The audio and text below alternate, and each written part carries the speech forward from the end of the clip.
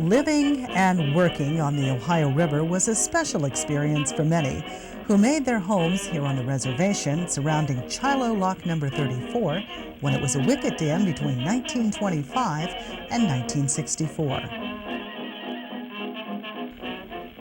The construction began in 1916 with the clearing of trees. The official dedication was held on October 6, 1925. The cost of the dam, $3,336,000. 13 structures were built on this 39-acre site, 8 houses, a garage, a fire shed, a mechanic shop, a water tower, and the powerhouse where we are today. The dam was created to provide a minimum 9-foot channel depth on the river. Prior to dams such as this one, the Ohio River would reach levels of only 1 to 2 feet during the dry months, unsuitable for navigation. It was a time when majestic riverboats cruised the waterways on a regular basis, their melodic calliopes beckoning those upstream with their inviting tunes. And families of the men who worked the lock lived and played on the plush, canopied banks of this Clermont County community.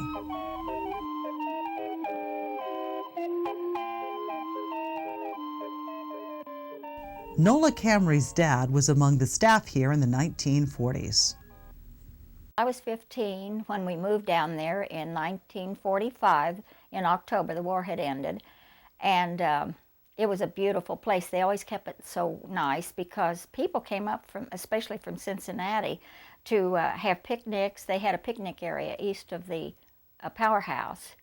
And of course, by the time we moved down there, the war was over, but we still would have boats coming down, LSTs that have sailors on them, and my girlfriend and I'd stand out there and watch the sailors. David Johnson remembers the wooden wickets that were used to raise and lower the dam. At Lock 34, there were 200 wickets that had to be raised and lowered by hand. When they were lowered, they called that process throwing the dam, with the busiest times of the year to raise or lower them in winter and spring. It's a beautiful sight. See the water just flow over that dam. You know, people would just sit here for hours and just look at it. It would just mesmerize you. Sisters Billy Thiedemann and Shirley Keller recall the childhood fascination of the boats that traverse the waterways at night and the mysterious light they projected. They always shined the lights over along the bank and that, and my kids always thought it was ghosts. I didn't know that until a few years ago. They told me they was always scared because they thought that was ghosts, and they always shined their big lights to see the bank so they could see where they were at. As Janice Larison tells it, the men who worked at the powerhouse that now houses this museum were the real versions of Mr. Clean. The men were so proud of it. I mean, I think they painted every year. And I know as a child that I didn't want to go in the powerhouse. Or we thought that they didn't want us in there because we might, you know, get a little bit of dust on their shiny painted floors. But, and the lawn, they kept it mowed. I think they mowed every day. But it was just a beautiful place. As Nola reflects, the powerhouse was always something the children viewed with a sense of awe. Daddy was good about showing us things, and he took us up to the powerhouse and showed us the engines that he worked on. And I remember when we went in on the first floor, there was an old diving suit, real old one that was made of metal and rubber, and it had a glass face across it, and it was so scary. The divers, of course, had to suit up before plunging into the murky waters to make repairs on occasionally damaged wickets. If a wicket were to become jammed due to ice or rust, it could take up to 2 days of underwater work to repair. Each of these locks had a personality, all of its own. There were 49 of them originally, and each one was so different. You got so, though, that by the delay waiting to get in and make the lock, you talked to the lockmen, you found out their names, you found out all the local information as the lock was slowly filling or changing, and it was it had its own living personality, and it was true with all of them, which today we've lost in what I call the cookie cutter effect of the big new locks, where you just catch a green light, go on in, the guy goes by in a motor scooter and waves at you and you're gone. Captain Bill Judd has cruised the waters of the Ohio for 50 years.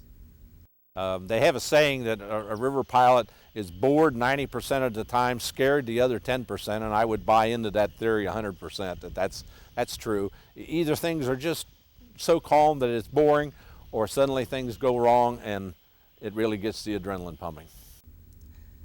Danger was ever present here at the dam, often signaled by a loud blast. They call it the Wildcat. It was a gigantic whistle on the powerhouse. And they sounded that, and that was never sounded unless it was imminent danger. And so everybody came out to see why the whistle had been sounded. And there was a fishing john boat out too close to the dam.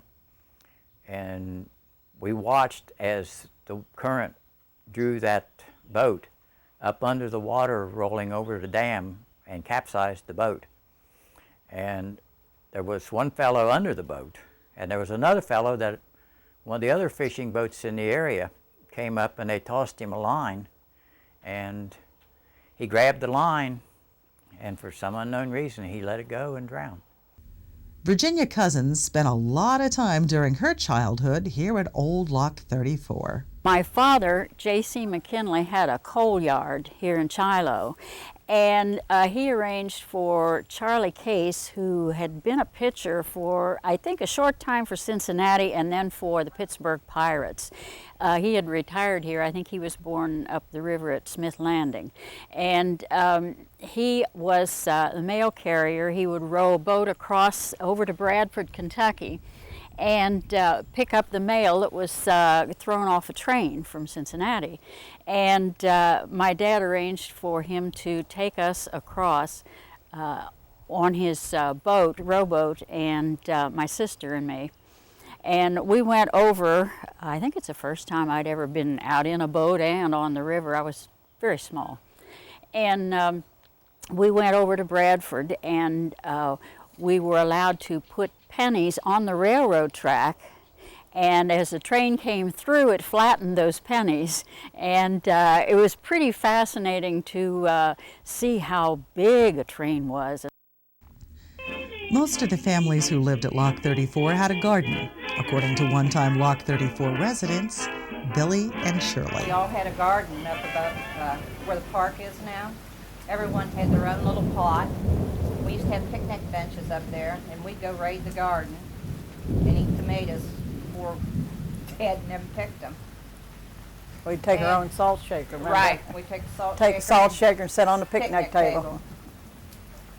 It was understood, according to those who lived here, that the first 4 rows of the garden belonged to the river, meaning that the first rows were to be shared with the shantyboat families that cruised these waterways. Sitting on the steps of the house next door to the now museum center, Mary and Don Camry reflect on the joys and tribulations of river life, including living with floodwaters.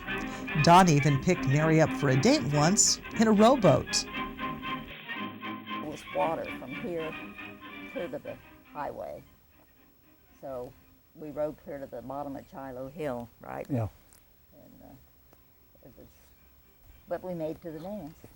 So that was the important thing then. In addition to the rising waters, frozen water, ice, created other types of problems. They had a big iron block that they'd use to try to bust the ice loose so they could lower the dam or raise it or whatever they had to do. And the weather was really a hindrance to them making the operations here work, because they had to fight the weather all the time. That was really a very hazardous deal for the lock people. And they were out there in all kinds of weather. I mean, they had to get those wickets up or get those wickets down. And I think part of that story can be told here as to the extreme difficulties that those people faced. They had to be almost superhuman people to work on these locks and dams back then. Realizing the importance of the Lock 34 to the community, the Clermont County Park District has for some time planned to reawaken this treasure on the banks of the Ohio. The Park District acquired the property back in 1985, and ever since then the board of the Park District was trying to come up with a use for the building, a way to renovate it, to make a good use of it. They knew it was an important part of the community down here in the Chilo area. It had, was a national historic landmark, or eligible to be that, and they wanted to preserve it. They wanted to make sure something happened to it in a positive way, because it had sat vacant for 20 years by the time the Park District had acquired it.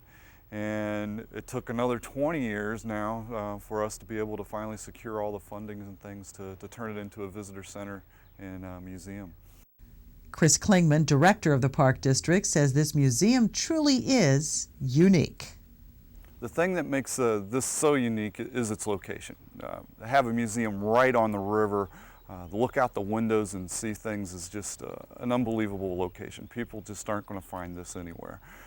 You might be able to go to some other museums that'll talk about things with the river, but they won't have the river. This has the river right here, and people can look at some of the photographs and, for example, look at the 1937 flood photographs and be able to stand right outside and see how high that water actually was and sort of experience. So you'll be able to experience some of that history by being right on the site.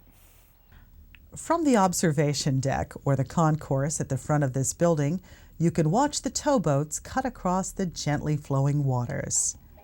And maybe, if you look long and listen hard enough, you will once again see a majestic steamboat coming around the bend, with the haunting refrains of her calliope beckoning all to once again experience the beauty of the Ohio River.